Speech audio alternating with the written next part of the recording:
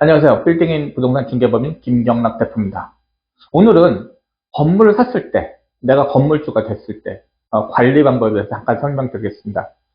사실 건물에 하자가 있다면 가장 큰 거는 방수입니다. 다른 거는 예를 들어서 유리가 좀 깨졌다, 뭐, 칠이 좀 벗겨졌다, 그냥 하면 됩니다. 별로 신경도 안 써야 되고 금액도 별로 안 든다. 방수는 힘듭니다. 방수를 한번 터져서 이게 이제 진단을 잘못했던 거나 이랬을 때는 굉장히 큰 손해가 나고 임차인들도 전부 다 또 거기에 대해서 손해배상이 또 들어올 수도 있고 굉장히 큽니다. 그 방수 문제에 대해서 굉장히 어려워들 하십니다. 저는 진짜 그 옛날에 한 진짜 30년 전이죠. 피자헛 공사부터 해서 베니거스 공사까지 해서 이런저런 건물 공사를 하면서 방수에 대해서 계속 연구를 하고 계속 하자를 계속 보러 다녔고 왜 이렇게 하자 문제가 생기는지에 대해서 계속 연구를 했습니다. 방수 관리하는 게 가장 기본적인 거 하나만 딱 알고 있으면 됩니다. 방수는 제일 중요한 게 뭐냐면 드레인입니다. 그리고 하수입니다. 자, 물은 언제나 고여 있을 겁니다. 고여 있으면 그거를 제대로 빠지게 하는 드레인이 옥상이라고 치죠. 옥상이 있으면 드레인이 여기저기 박혀 있을 겁니다. 그 물이 제대로 그 하수구를 통해서 내려가게만 하면 방수는 위에 면은 그렇게 문제가 되지 않습니다. 고여있지만 않으면 됩니다.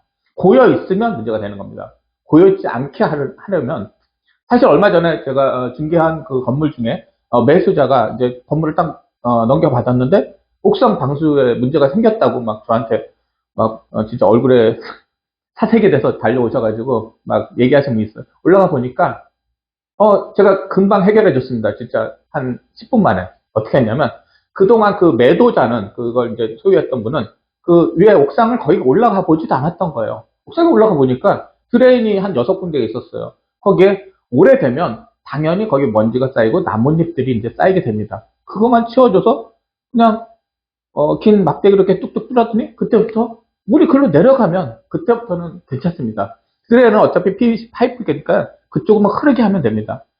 어, 건물주 분들, 이제 내가 이제 건물주가 됐잖아요? 그러면 가장 중요하게 생각할 것들이 뭐냐면, 일단 옥상에 그래도 한 달에 한 번씩은 올라가 봐야 됩니다. 힘드시면, 맨 꼭대기에 사시는 임차인한테 좀, 부탁을 하더라도 항상 한 달에 한 번씩 올라가서 그 위에 드레인만 청소만 해주십시오. 그러면 방수는 굉장히 깔끔하게 끝납니다. 물론, 위에 이제, 우레탄 방수라든지 도막 방수는 한 5년 주기로 한 번씩 다시 하기는 해야 됩니다. 하지만 가장 기본적인 거, 물이 안 고이게만 만들어 놓으면 됩니다.